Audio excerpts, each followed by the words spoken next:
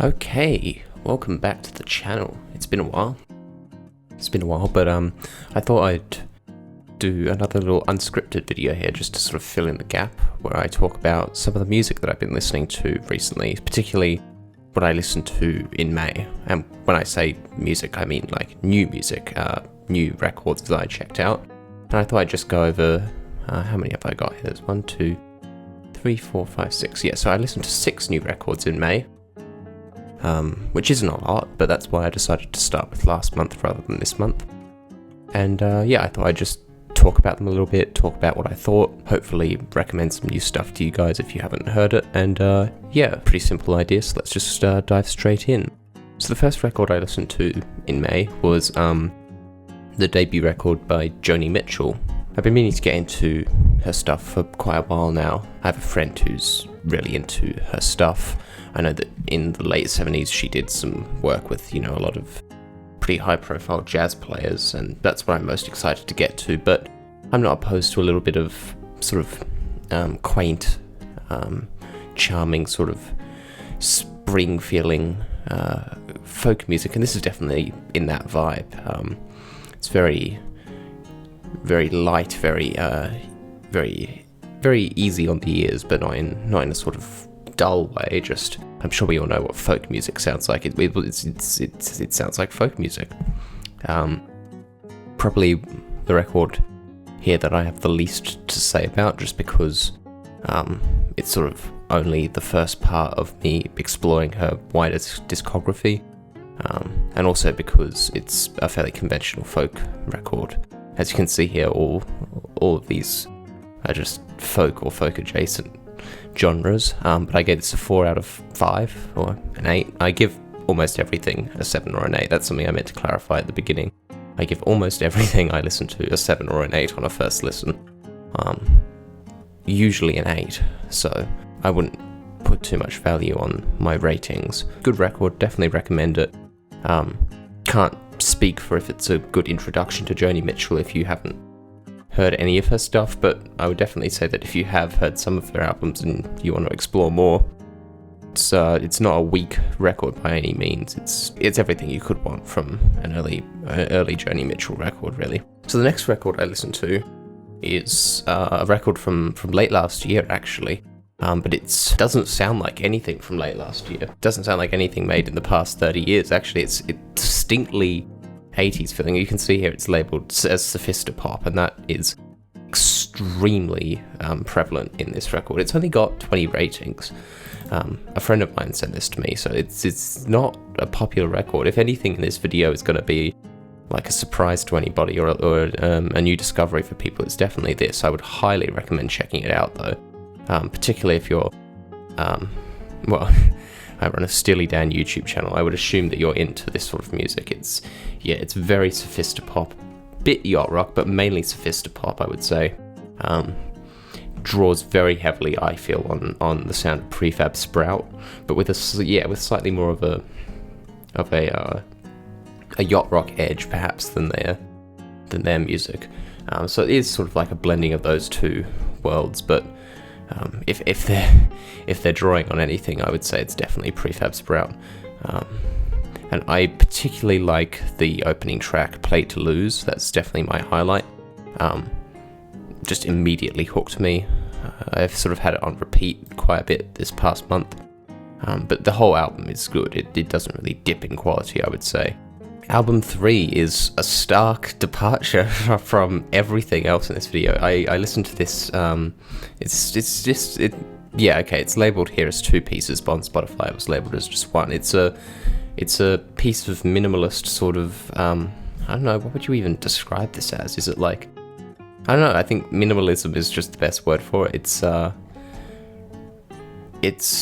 ECM record, so it's, I suppose, jazz adjacent, but it's not jazz.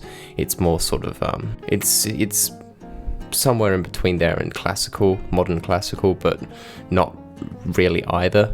It is really quite an experience. Yeah, this is a really interesting piece of music. Honestly, I can't really explain what this is like. It's and it's difficult for me. Normally I would like go and point out a highlight track, but there's only one track on the album, and you really need to listen to this as a whole piece. It's designed to be that way. It's a cohesive experience. It's, if anything, it's about the experience rather than, you know, any particular section. Yeah, I mean, I don't know, what even is, I need to do a video on rate your music, obscure genres. What is process music? Centering musical processes, both audible and inaudible. Yeah, I'm just going to cut out most of what I said about this because I just sort of rambled for a few minutes. I'm just going to say this is probably too difficult to explain, but if the idea of sort of ECM sounding minimalist music is something that appeals to you, I would definitely recommend checking this out. It's very well regarded. I'm sure a lot of you have even heard of it or listened to it before. This guy has worked with Pat Metheny and you know, all sorts of other very talented, very prolific, very well regarded composer, Steve Reich. Is it Steve Reich? I don't know how to pronounce his name, but I'm going to presume it's Steve Reich. Very influential in the field of minimalism. And yeah, sort of jazz adjacent, but not jazz. Definitely gets a recommendation from me, but I can't. It would take someone a lot more talented than me to articulate what is so interesting about this piece. So the next record I listened to is the sophomore record from French jazz funk band Cortex. I've been sort of a little bit obsessed with Cortex recently. I listened to their debut record a little while ago, but I only just recently got into it properly. Really interesting sound, drawing along, I think, on Herbie Hancock. Just the sort of 70s jazz funk scene in general, but especially, I would say, Herbie Hancock. And yeah, I think that this is a very solid follow-up. I think, in particular, the first track, Devil's Dance, reminded me a lot of my favourite track on their first record, where it's just sort of an extended piano solo over the top of a sort of jazz funk sort of groove, which is totally my thing. But if you're into jazz fusion at all, which I imagine a lot of you would be, Cortex definitely gets a recommendation from me. Both of these records, their debut and this one, very well put together albums, very well played, but with a sort of distinctly French edge to them. I'm not sure how I could really explain that without you just having to... You just hear it. They sound French. They sound French. But in a good way. In a good way. Next record, another recommendation from a friend of mine, Adventures in Paradise by Minnie Riperton. Sort of, yeah, as it says here, smooth soul. Definitely soul music. I love me some 70s soul, some funk. Big fan of all of that. This is the album I heard of hers, Adventures in Paradise, which has an extremely cool album cover, just so 70s, but so cool. And yeah, my favourite song on this one was probably the opening track, Baby This Love I Have. That's another one that I've had on repeat for a little while now. Very strong album. Some great players on here. So lots of Steely Dan players. You've got Larry Carlton, you've got Joe Sample, Tom Scott, Jim Horn. Lots of Steely Dan players on here. Very good album. Lush, sort of warm feeling. Like, yeah, if you're into 70s soul music at all, this definitely gets a shout from me. And then the final album of May for this year is Eye for an Eye by Byrne and Barnes. This is a pretty classic yacht rock album, yeah, at least in terms of in the yacht rock circles. It's not hugely famous. It's only got 156 ratings, but this definitely is very yacht rock. Did they even make another album, Byrne and Barnes, or is this a one album deal? Yeah, so this is their only album. But it's a good album. I mean, it comes like slap bang in the middle of the yacht rock era, 1981. Some great yacht rock tracks on here, particularly tracks 1 and 3. Just a very good yacht rock album, very well put together.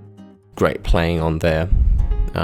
Would definitely be a recommendation for me for any fans of yacht rock, which we all are, I imagine. So yeah, those are the 6 albums that I listened to in May this year. And yeah, let me know what you think of this style of video. I'm just sort of sitting here recording this now without any notes, so, you know, whatever. Also, channel recently hit 100 subscribers, so pretty cool.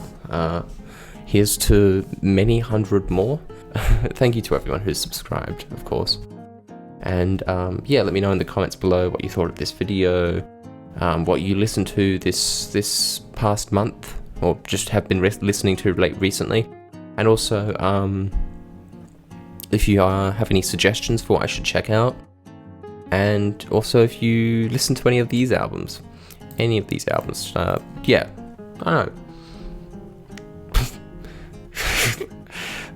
So many reasons to comment, guys. So many reasons. What the fuck am I talking about? I'm just gonna end the video here, but thanks for watching.